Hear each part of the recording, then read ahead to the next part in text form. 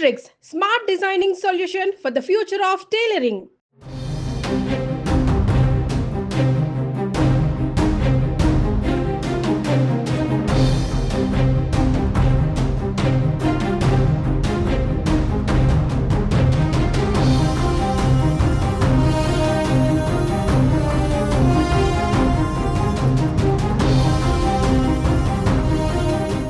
AP ప్రభుత్వం గ్రామ ward సచివాలయ ఉద్యోగుల రేషనలైజేషన్ చేపడుతున్న నేపథ్యంలో గ్రామ వార్డు సచివాలయ ఉద్యోగుల హేతుబద్ధీకరణపైన గ్రామ వార్డు సచివాలయ ఉద్యోగ సంఘాలతో మంత్రి డోలా బాల వీరాంజనేయ స్వామి అమరావతిలో సమావేశమయ్యారు. 17 గుర్తింపు పొందిన గ్రామ వార్డు ఉద్యోగ సంఘ నేతలు ఈ సమావేశానికి హాజరయ్యారు.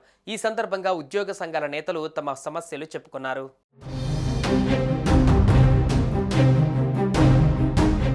గ్రామ వార్డు సచివాలయ ఉద్యోగుల నుంచి మంత్రి డోలా శ్రీ బాల వీరాంజనేయ స్వామి వినతి పత్రాలను స్వీకరించారు. ఈ సందర్భంగా పదోన్నతులు, పీఆర్సీ వంటి అంశాలను మంత్రి వద్ద ఉద్యోగ సంఘాల నేతలు ప్రస్తావించారు. అనంతరం మాట్లాడిన మంత్రి డోలా శ్రీ బాల వీరాంజనేయ స్వామి గ్రామ వార్డు సచివాలయ ఉద్యోగులను ఏ, బి, సి కేటగిరీలుగా రేషనలైజేషన్ చేయనున్నట్లుగా వివరించారు. సర్వీస్ నిబంధనల రూపకల్పన కోసం సీనియర్ అధికారులతో కమిటీ వేస్తామని తెలిపారు. గ్రామ వార్డు సచివాలయ ఉద్యోగుల హేతుబద్ధీకరణ ప్రక్రియలో కొంతమందిని ఉద్యోగాల నుంచి తొలగిస్తారంటూ వదంతులు వస్తున్నాయన్న మంత్రి అలాంటిదేమీ లేదని క్లారిటీ ఇచ్చారు. గ్రామ వార్డు సచివాలయ ఉద్యోగులను ఎవరిని తొలగించడం లేదని మంత్రి డోలా శ్రీ బాల వీరాంజనేయ స్వామి స్పష్టం చేశారు. కొన్ని శాఖలలో ఖాళీలు ఉన్నాయన్న మంత్రి వీరాంజనేయ స్వామి త్వరలోనే వాటిని భర్తీ చేయనున్నట్టుగా తెలిపారు. మహిళా పోలీసుల విషయంపైన మహిళా శిశు సంక్షేమ శాఖ, హోంశాఖను సంప్రదించి నిర్ణయం తీసుకుంటామని వెల్లడించారు.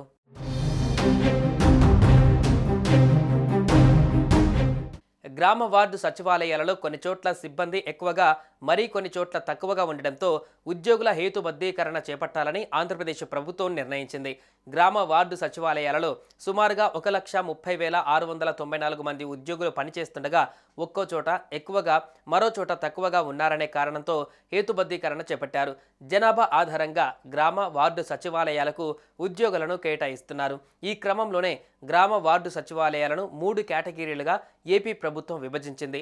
2,500 మంది లోపు జనాభా ఉన్న సచివాలయాలను ఏ కేటగిరీ కింద, 2,500 నుంచి 3,500 మంది ఉన్న సచివాలయాలకు బి కేటగిరీ కిందకు చేర్చారు.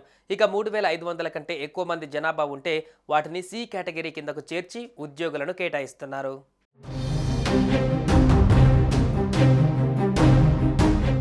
సుమన్ టీవీలో మీ పర్సనల్ అండ్ బిజినెస్ ప్రమోషన్స్ కోసం కింది నెంబర్కి కాంటాక్ట్ చేయండి.